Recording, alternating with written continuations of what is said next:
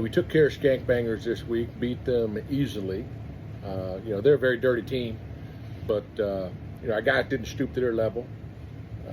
More importantly, we made it out of the week, with no major injuries and no infections.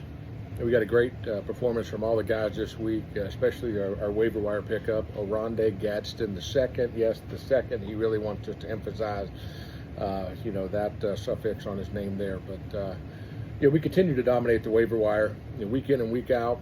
We've made good decisions, which is pretty remarkable given the fact that we have been way down in the waiver wire picking order due to our success. I can't take full credit for that.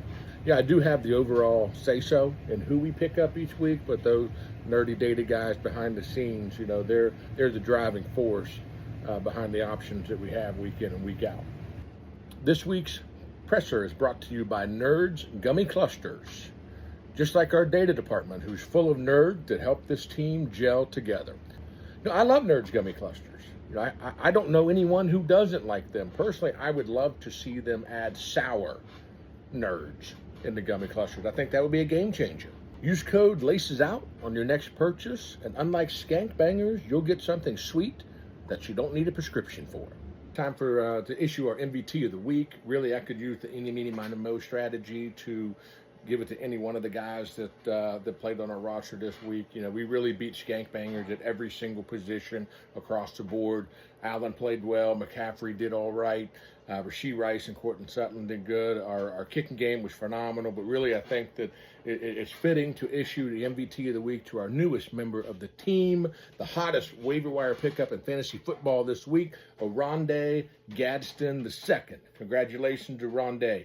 And again, I'm not sure if I'm saying his name right. Is it Orondo, Oronde? I don't know, but as long as he's scoring touchdowns, I don't care. I'll call him anything you want to be called. Okay, with that, I'll open up the questions from the media. Listen, our waiver wire pickups have been absolutely fire this season. I don't know what other teams in this league are doing, but our data guys behind the scenes, they use 167 different metrics to analyze all potential waiver wire pickups. I'm talking they dig deep into the history of all these players. They watch every snap from these players from when they played youth football on. That's one of their data metrics. Another metrics they analyze is they analyze what Halloween costume they wore when they were 5 years old. Now, why do you say 5 years old? Well, statistics show that from ages birth to 4, that usually the parent is in charge of picking out what the child will be for Halloween. But by age 5, the kids will make their own decision. And really that decision gives us a good look and insight of what the future football player they're going to become, right? So, if they're a superhero like Superman, they're going to be a great leader. If they choose to be a minion, I know on the surface it looks a little, scary, but a minion shows that they're going to be a hustler. They're going to be all over the place. Now, if they choose to be something like a clown, we don't do clowns in this building. So if they were a clown at 5 years old, they're done. If they were a piece of fruit or another food item, no, our players don't get eaten up. We do the eating. So, that's just a little bit of an insight into some of the metrics that our guys use. I'm not going to disclose the full list, okay, because I don't want to give out our secret. Okay, next question. Yes, Gary. Great observation, Gary. Both of our tight ends, both rookies, I should point out, are playing outstanding. Fannin Jr. had a great week. You didn't start him. We went with Gadsden the second, but he actually outscored Gadsden from the bench. Again, kudos to our data guys. They are identifying guys that we should pick up week in and week out. I'm not going to rule out going 12 personnel and going a double tight look this season. Gary, it won't be this week. Cleveland's on a bye, which Fannin Jr. won't be playing. Next question. Virginia Ringers are on deck this week. What a great week. It's Halloween week. It's rivalry week. This is peak fall football season right here. It doesn't get any better than that. I know they're going to be looking for revenge. We beat them a few weeks ago in that last-minute 52-yard field goal. I still don't like him. Coach Charlie Casey, he's the one that stole my kicker in the draft. I've not forgotten. Yeah, we might have won the last time we played, but I'm still out for blood. Listen, I'm a special teams guy. All right? To steal my kicker in the draft, that's an insult. That ain't no treat.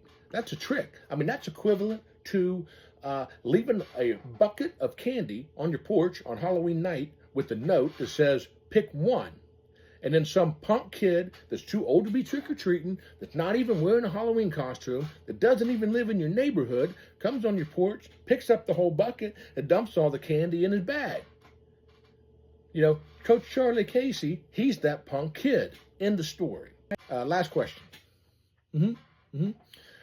My plans on Halloween night? Well, Halloween night is on a Friday this year. I'm not going to do what I did last year. Last year, I took some toilet paper out and I toilet papered neighbor Gary's tree. Yeah, Gary, that was me. I'm not sorry. I thoroughly enjoyed it. I know I helped you clean up the mess afterward, but still, I enjoyed messing with you. So, but I'm not going to do that this year. It's like I said, it's a Friday night. I think I'm going to go watch the local high school football game, check out some of the young talent.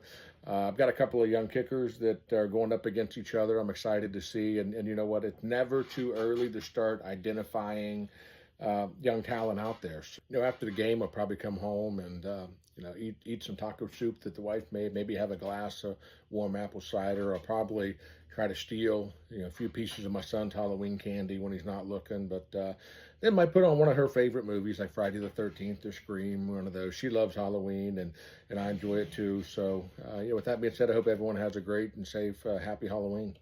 In closing, I just want to thank the Laces Out fans, for sticking with us this season. It's been a great ride. The tricks are not going to start from us this week. We're going to take care of business on Sunday against West Virginia Ringers. We're going to treat you all to a victory. We're going to go out. We're going to punch Coach Casey in the mouth. And we're going to take his Halloween candy.